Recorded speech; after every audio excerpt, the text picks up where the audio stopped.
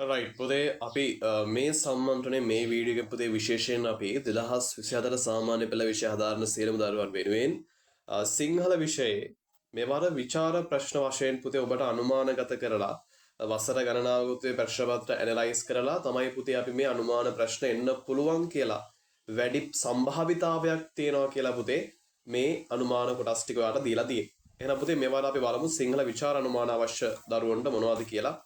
අපි මේ video free හැම ළමයෙක්ටම දැනගන්න පුතේ හැම දරුවෙක්ටම දැනගන්න මේක අපි ඔබට ලබා දෙනවා. රයිට්.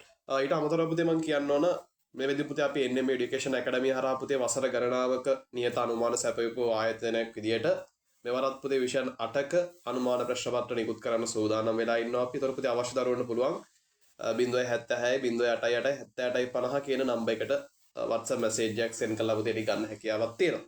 අතර පුතේ මෙවර සිංහල විචාර අනුමාන තමයි පුතේ විශේෂයෙන් අපි බැද්දේගම පාඩමට ගියොත් බැද්දේගම පාඩමෙන් පුතේ මේ පාර මම බොහෝ විට ඇනලයිස් කරාම අපිට දකින්න පුළුවන් දෙයක් තමයි එක්ක අවස්ථා හා සිද්ධි නිරූපණය භාෂා භාවිතය රයිට් ඊට පස්සේ බැද්දේගම සහ එහි වැසියන් ක්‍රමයෙන් අභාවයට පත්වන අයුරු රයිට් ඒතර ඒ ටික විශේෂයෙන් ස්පෙෂලි බලා ගන්න ඕන.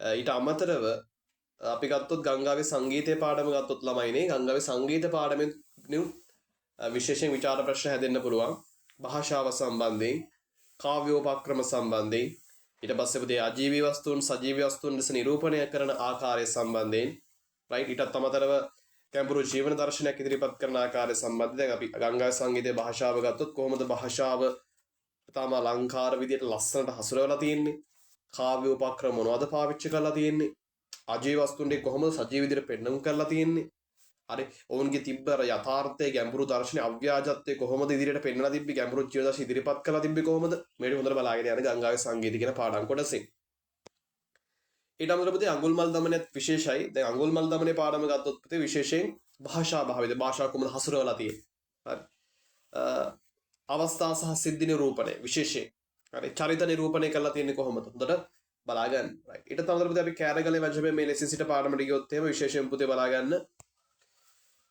සැප සම්පත් වලින් පිරුණු ගමක් වීම අදන සැප සම්පත් වලින් ආඩ්‍ය ගම්මානයක් තමයි කෑරගලේ කියන්නේ සැප සම්පත් වලින් පිරිච්ච ගම. ඔන්න ඒ කියන්නේ හොඳට බලාගෙන යන්න. කොහොමද ඒ සම්බන්ධයෙන් කොහොමද කවිය පෙන්නලා තිබ්බේ?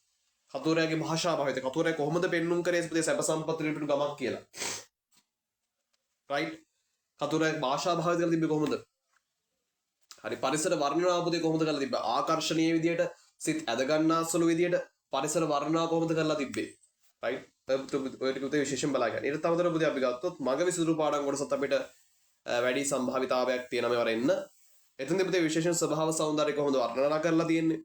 කාව්‍ය උපක්‍රම මොනවද පාවිච්චි කරලා තියෙන්නේ? සමාජ ආර්ථික තොරතුරු කොහොමද පාවිච්චි කරලා තියෙන්නේ?